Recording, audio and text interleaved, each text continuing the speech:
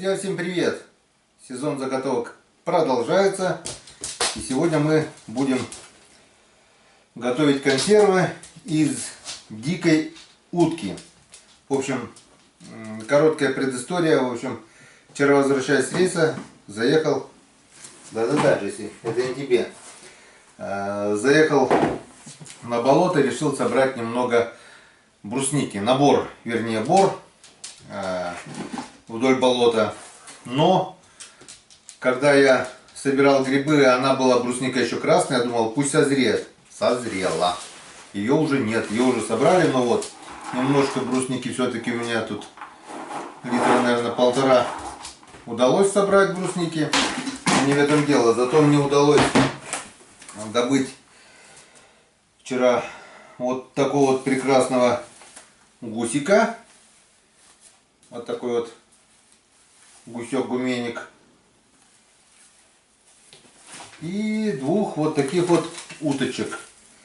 По коме эта утка называется ватар, что в дословном переводе водяной косач. По-русски это, наверное, турпан.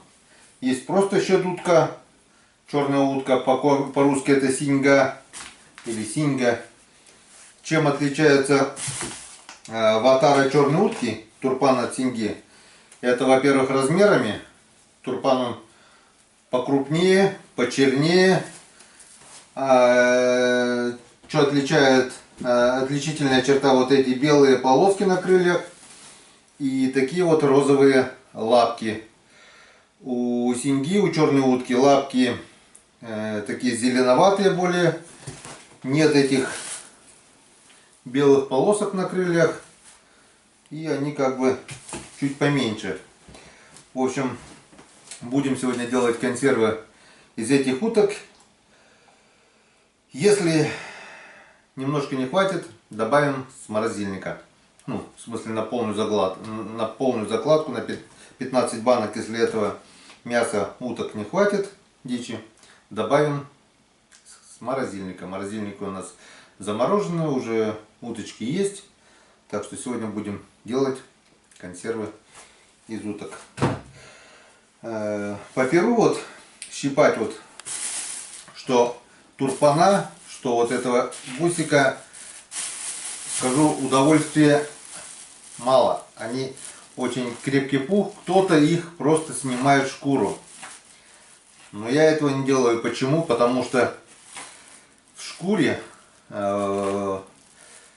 самый смак получается. Снять шкуру, это считай, что с налима вот некоторые убирают, что шкуру и говорят, вот так вот надо делать, чистить налима. И многие, вот я смотрел ролики, там миллионы просмотров, как делать, ну, как чистить налима. Берут пассатижами, сдирают шкуру с налима. Шкура в налиме это самое вкусное, что есть. Также и в утке. Утка без шкуры, что баба без титик, скажем так вот. Ну, тупое сравнение, но оно так. Действительно, шкура, она самая вкусная, самая ценная, самая жирная. Ну, в общем, суть ясна, да? Готовим, щипаем, опаливаем. Ну, а дальше увидим, что получится у нас. Будем делать сегодня консервы из дикой утки. Итак, друзья, основной процесс закончен. Дело это муторное: ощипывание, опаливание, разделывание. В общем, кто этим занимался, тот это знает, что и как. Мы видели уток в перьях. Теперь наша утка стала вот примерно вот в таком виде. Здесь у нас и желудочки вот такие разделанные. Кстати, желудки это самая вкусная вещь в утке. И сердечки, тоже обалденная вещь. И шея. В общем, все части прямо разделаны. От костей не отделял. Все на кости. И жир, и шкурка. И вот еще желудочки. И в общем, вот столько вот всякого разного утиного мяса. Здесь и крылышки. Здесь и ножки, и рожки. И в общем, все, что есть у уток. рецепты, да. В книге рецептов, которая идет к автоклаву 22 сейчас, я не нашел конкретно рецепт из дикой утки. Но я зато нашел вот такой вот рецепт. Сейчас я вам скажу, секундочку. Так, курица 18. Вот, 21. Рецептура консервов чахобили из уток. Здесь мясо утки обжаренное, соус томатный, лук обжаренный. Технология приготовления: вымыть крышки банки, утку нарезать на кусочки 30-50 грамм, обжарить кусочки уток на топленом масле, сварить бульон, приготовление томатного соуса, очистить, помыть, мелко нарезать лук, потушить. В общем, много чего интересного. Соус приготовить, в общем, долго, муторно. Не знаю, может кому-то стоит попробовать, но отложим книгу рецептов в сторону и будем делать по нашему рецепту, по которому мы делали консервы, в принципе, всегда. Это утка в собственном соку. Я знаю, что она получается очень вкусная. И с любым гарниром, то бишь будет то рис, то ли картошка, без разницы, она идет на ура, и это очень вкусно. Потом, не хочу добавлять всякие разные различные приправы, потому что вкус дикой утки должен остаться вкусом дикой утки, а не вкусом всяких там, как сейчас они говорится, усилитель вкуса, там, маги, хераги, там, все это дрянь. Утка должна быть уткой. Вот, лампочка перегорела. Так что у нас в рецепте будет только утка. 7 килограмм с копейками нашего гуся и 2 турпанов до 7 килограмм не хватило. Мы добавили еще немножко уток из морозильника. Это пару черков, пару крякв, наверное, там было. В общем, взвесили, и у нас чистого мяса 7 килограмм, 100 грамм, что ли. Ну, в общем, 7,5 килограмм мы тогда делали консервы. У нас немного, пару кусков осталось. Я так думаю, этого будет вполне достаточно. Лучше в баночку немного не доложить, чем переложить. Вот. И по рецептуре у нас 3 столовые ложки на 15 банок. Вот столовая ложка, вот соль. Так, не вровень, не с горкой, а где-то вот так вот примерно. Раз. Нет. Вот так вот. 2. Утка у нас массово пошла. Сегодня уже бабахали хорошенько. Так что скоро зима. И скоро надо сделать, как говорится, больше заготовок. В консервах эта утка у нас и год, и 2. В морозильнике утка так себе. Она где-то полгода свеженькая, а потом начинает немножко портиться даже в морозильнике. А в консервах она не портится точно. Все ж. 60 грамм соли на мясо. Что еще нам понадобится? Перец черный молотый, лаврушечка и морковка. По одному кружочку, около 5 грамм на одну баночку. Все. Больше ничего. Я считаю, вот может кто-то попробовать именно по рецепту приготовить. Я готовлю так, как готовил, в принципе, с детства. Ну, не с детства, но давно готовил. И не хочу менять, потому что это и так вкусно. Поехали. Это тщательно перемешиваем. Сейчас вот эту всю соль все перемешаем, чтобы досталось каждому кусочку. И потом будем раскладывать в банки. Ну а потом уже останется совсем немножко завести автоклав. Вот такие вот у нас кусочки, вот окорочочки. Вот это вот чистое филе. Вообще он такое вкусняшка. Можно было, в принципе, приготовить консервы из этого, но сделаем мы на кости, потому что кость тоже дает свой вкус, так же как и шкура. Когда готовишь утку, скажем, в мультиварке, очень бульон получается жирный, как бы, ну, насыщенный. Даже бывает то, что сверху жир убираем, чтобы не очень жирный был. Как ни удивительно, когда готовишь консервы, естественно, этот жир никуда не пропадает, но как-то в консерве он не так чувствуется в консервах. И когда достаешь консерву, скажем, сделать типа плова, что-то с рисом или что-нибудь, то не ощущается, что он слишком там жирный или еще что-нибудь. Получается очень и очень вкусно. Можно есть так, можно с любым гарниром. Быстро, вкусно, питательно, полезно, сытно. Короче, вот такая вот у нас утятинка. У меня уже пошло непроизвольное слюновыделение. Я просто уже представляю, как это, друзья, будет вкусно. Повторюсь, стараюсь в утку не добавлять ничего из лишних приправ. Утка должна быть уткой. Так, капельку внимания еще совсем забыл. Если мы в рыбные консервы ложили перец горошком, то здесь у нас перец черный молотый мы также перемешаем вместе с солью. Не будем, можно в принципе сделать горошком, но мне так нравится больше. Сыпем, как бы, давай на глаз не будем, а то сейчас бахнем. Грамм. В общем, где-то, я так думаю,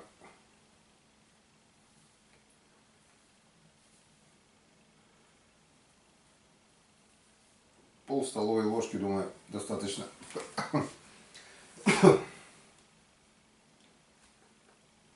Так, слегонца.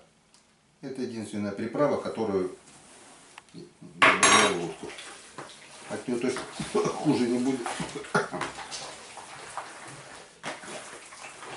Поехали. Все, рекламная пауза. Так, все хорошенько перемешали. Помыли 15 баночек.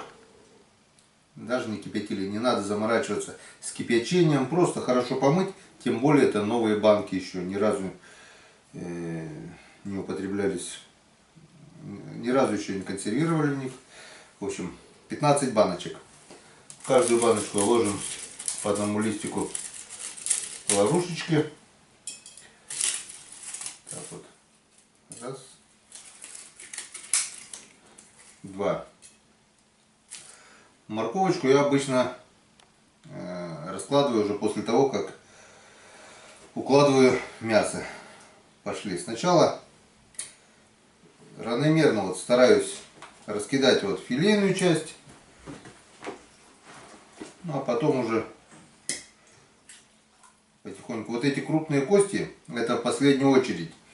Если хватит места, я их потом как-нибудь в бок переломаю там. Ну, посмотрим. Сначала раскидаем поровну мясо, а там видно будет. Ну как-то вот так. Раскидали мы ровненько на 15 банок. Все наше мясо. Осталось только вот пару косточек. И вот эти крупные кости тоже оставил. Сварим бульончик. Выкидывать не будем, потому что кость крупная, в банку не лезет. Свеженький бульончик, он тоже очень-очень вкусный. Так, это все убираем в сторону. Так, что дальше? Сейчас берем морковку и вот так вот прямо. Я обычно вот так вот делаю. По одной дольке на каждую банку. Этого вполне достаточно. Воду не добавляем. Утка сама выделит свой сок. И будет все как надо. Так. Ну вот. Давайте еще куда-нибудь закинем. Где у нас поменьше было, вот здесь тоненькое. Все. Ну вот и все. Сейчас моем руки. Закручиваем крышками. И практически все готово. И запускаем наш аппарат. В принципе все. Легко и просто. Крышки новые, просто помыты. Некоторые заморачиваются, кипятят, стерилизуют. В принципе, консервирование это и есть уже процесс стерилизации. Я так думаю, что при температуре 120 градусов никакой микроб не выживет, это точно.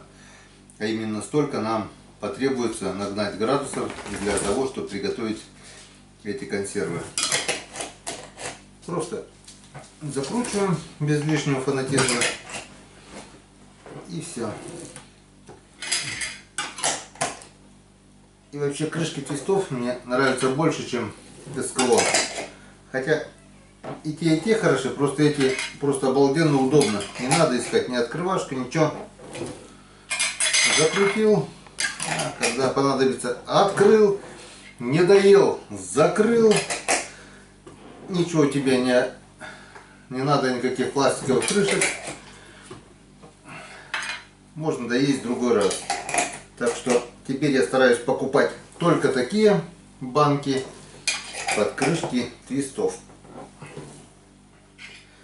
На СКО надо дополнительно зажимы брать, чтобы не открылись при консервации. Закручивать. А тут смотрите, как все легко и быстро. Все. Ну вот и все, в принципе, готово. Баночки готовы. Остается только запустить наш аппарат. Поехали. Ну что, продолжаем. Консервировать мы сегодня будем делать консервы с помощью автоклава Вень. Мы уже раз видели его на канале. Ну, в принципе, кто не видел, простенький аппарат. Есть датчик давления, датчик температуры. Есть отверстие, которое мы сейчас заглушили. Я его сейчас так и не открываю, чтобы лишний раз ничего не 100 раз открывать, закрывать. Это отверстие, сюда можно ставить спираль с пультом управления и использовать без плитки. Сегодня мы будем готовить на нашей плитке. Это индукционная плита такая, выдерживает до 20 килограмм, так что уже испытывали, она выдержит автоклав точно. Ну и что еще здесь? Сливной кран, который, в принципе, с одной стороны, я считаю, лишний. Если бы я был бы производителем, я бы его не делал. Мне он, в принципе, никогда не нужен. Я так думаю, это ладно, когда полный автоклав, а он паровой у нас. 5 литров воды я могу слить и так. Так что, ну ладно, не будем учить. Что есть, то есть. Вот. Ну и все. Запускаем фальш-дно.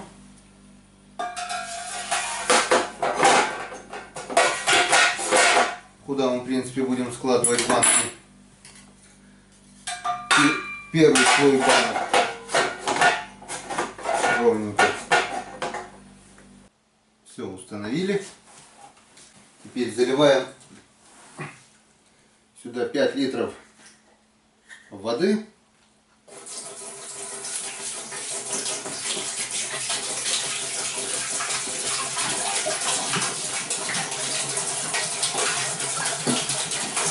Холодная, теплая, без разницы. Сейчас мы заливаем холодную воду. Будет нагреваться чуть подольше. Можно тепленькую, чтобы быстрее нагревалась. Если есть возможность заливать дистиллированную воду, заливайте дистиллированную, потому что от жесткой воды со временем образуется на стенках снизу накипь. Так что можно дождевую, любую воду. Мы залили сейчас просто водопроводную воду. В принципе, вот 5 литров доходит до фальш-дна. Вот так вот где-то у нас. Все. Кран не течет. С отверстия под спираль ничего не капает. Можно закладывать банки. Поехали. 5 баночек. Первый слой пошел.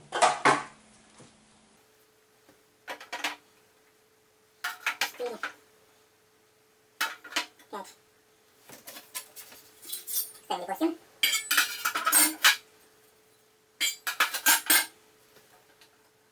Так, второй слой пошел.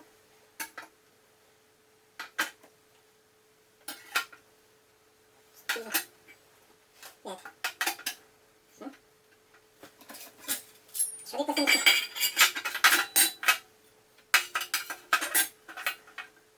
Ну и заключительный третий слой. Как раз чуть-чуть он доходит до верху.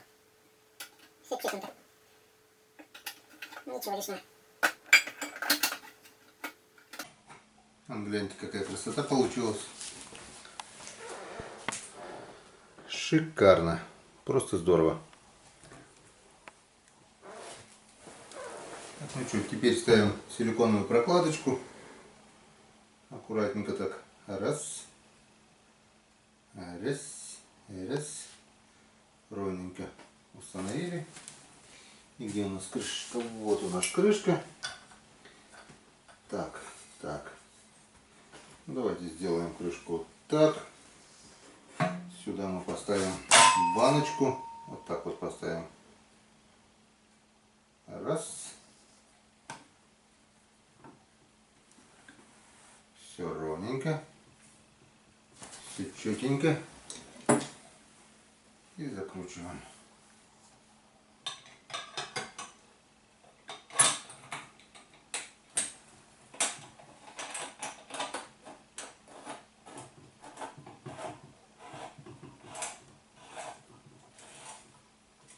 Так, спецключ.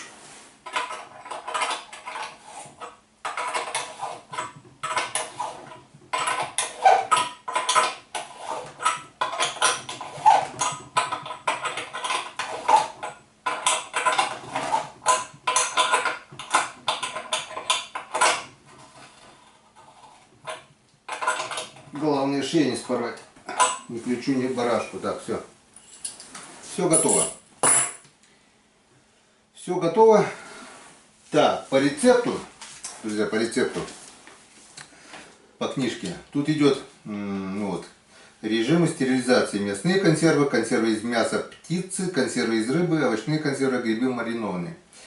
И вот читаем: консервы из мяса птицы при пол-литровая банка, температура стерилизации 120 градусов и продолжительность 30 минут.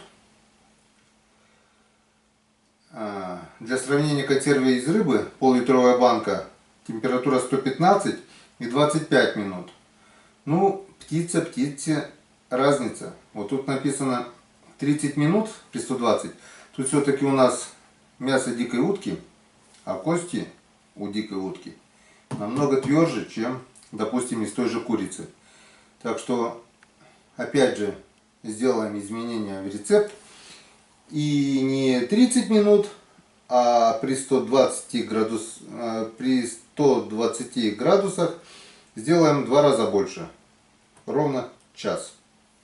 И посмотрим, что у нас получится. Все-таки приятнее, когда развариваются даже кости. Так что 30 это, допустим, птица, это курица. Ну, посмотрим. Сделаем ровно час при температуре 120 градусов. Поехали. Так. Так, чтобы было видно, чтобы было видно. Опана, опана, опана, опана. Вот так вот. Ну и что? Горшочек варить. Ставим на самую максимальную. Так, это нет, это меню. Делаем суп. 2000. Это мощность. Это не температура, это мощность. 2000 ватт получается мощность. Это самая максимальная. Как закипит, сделаем 120 градусов и убавим до нужной температуры. После того, как наберем температуру 120 градусов, засекаем время и стерилизуем ровно час. Ждем. Так, ну что, друзья, как мы видим, наш автоклав набрал температуру кипения 100 градусов. И также это мы видим на парогасителе, который вот обязательно должен быть опущен в воду. И по инструкции воздухоотводной клапан, вот этот, предохранитель клапан здесь, а этот кран, чтобы выходил воздух, излишки воздуха. И по инструкции, как только вода начинает кипеть, активное паровыделение пошло, все, мы закрываем этот клапан. Все, закрыли. Все, как мы видим, все, воздух перестал сюда идти. И сейчас должно начаться подниматься атмосферное давление. Вот до единички будем поднимать и заодно будем смотреть за показаниями термометра. Вот сейчас у нас показывает 100 градусов, это температура кипения. Нам надо достичь до 120 градусов.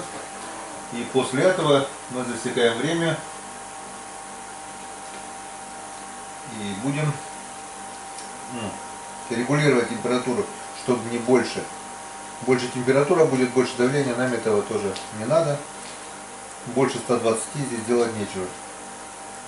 Ждем повышения давления, повышения температуры. И потом будем регулировать, что очень удобно делать на этой индукционной плите. На обычной стеклокерамике плитке это было сложнее. Буквально деление убираешь одно, температура падает. Прибавляешь больше положенного. Здесь можно довести до идеальной температуры. Вот она будет 120, ни больше, ни меньше. В общем, ждем. Ну вот, как мы видим, температура поднялась до 120 градусов. Давление поднялось до 1 атмосферы, ну почти. И все, потихонечку начинаем убавлять. Засекаем время 14:37. 14:37. И потихонечку начинаем убавлять. Вот. Попробуем сначала 1200 Вт убавить и будем следить за температурой. Главное, чтобы не поднималась выше 120 градусов. Ну и чтобы не падала тоже. Сейчас я буду следить, и как только она устаканится, когда мы найдем золотую середину, все, можно будет оставить и просто контролировать, поглядывать на датчик давления, температуры и будем следить за временем. Еще час, и наша консерва будет готова. Итак, час стерилизации, то есть консервирования нашего при температуре 120 градусов прошел. Вон так и держали, вот чуть выше, чуть ниже, но получался иногда там вот 119, допустим, 118, 100, выше 120 пару раз доходило тоже, пока отрегулировал. В среднем оно кипело у меня при 600 ваттах. 600 ватт это вполне достаточно, чтобы поддерживать вот эту температуру. Начинал с 1800, 400 мало, 800 много, 600 самый раз. В общем, все. Часик у нас консервы покипели. Выключаем.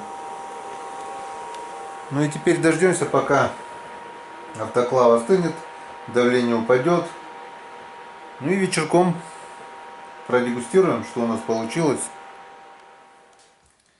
Ну вот, как мы видим, температура у нас опустилась ниже 60 градусов, если быть точнее 58 градусов. И можно открывать. Для начала открываем сначала этот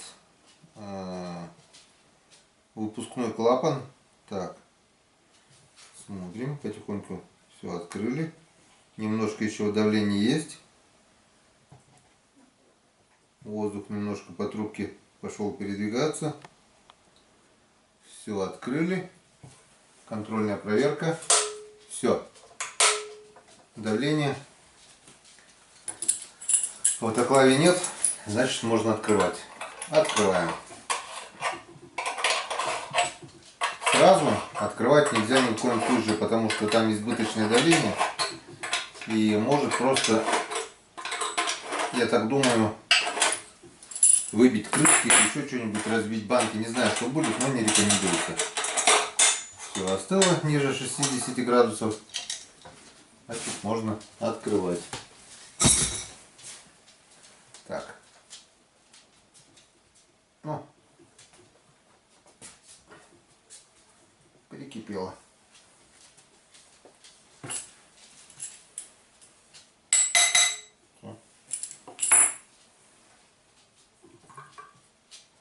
Тикс. Тикс. Это можно убирать.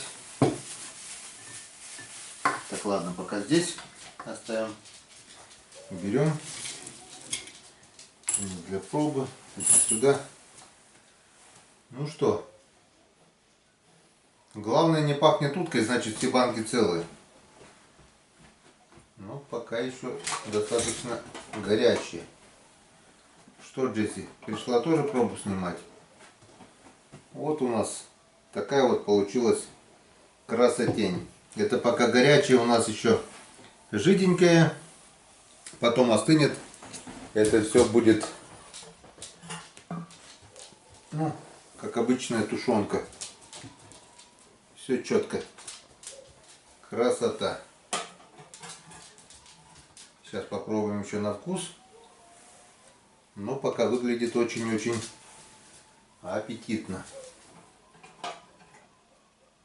Повторюсь, по рецепту было 30 минут. Вот немножко давления там еще есть в банках, получается.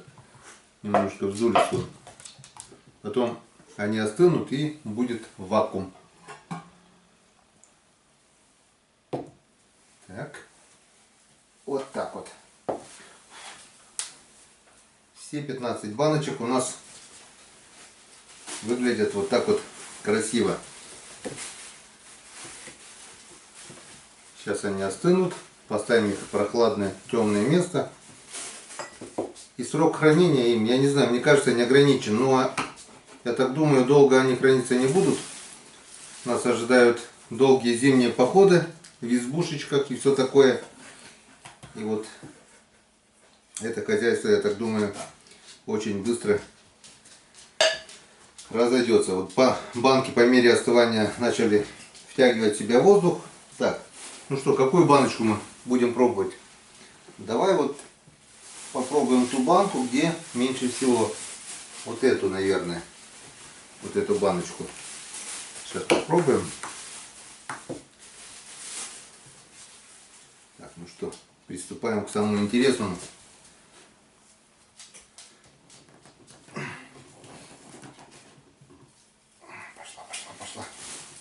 Пошла. Ну вот. Вот у нас получилась такая вот тушеночка. Запах. Жаль, не передается запах. Запах просто обалденный. И теперь мы посмотрим, как у нас дела. Так. Вот она. Кость. Окорочок. Шея.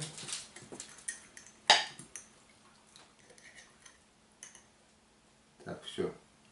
Все доставать не будем. Мы отлично видим, что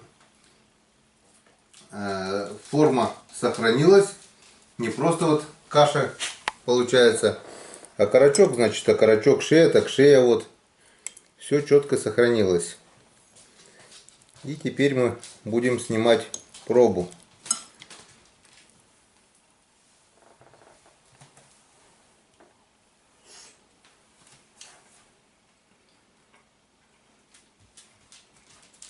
Соль в норме, самое главное.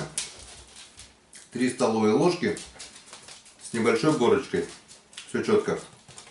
Мясо проварилось. И поверьте мне на слово, друзья, очень вкусно. Просто обалденно вкусно. И теперь самый главный тест. Беру косточку утиную и попробую ее разгрызть. Это, если она разгрызется, значит наш процесс консервирования удался. Все четко.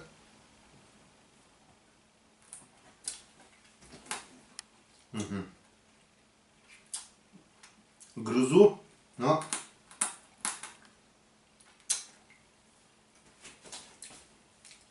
Как мы слышим, глотать я эту кость не буду. Это при том, что я отварил час, а не 30 минут, как было написано в рецепте. Значит, надо варить еще дольше. Получается 100 минут, не меньше. Ну ничего страшного, будем косточки выплевывать. И на следующий раз будем варить не 60, а 100 минут. Век живи, век учись. Будем. Что, закондочка? Вкусно пахнет, да? Вкусно пахнет. Итак, друзья, консервы у нас получились просто превосходные. Консервирование у нас удалось. И это главное.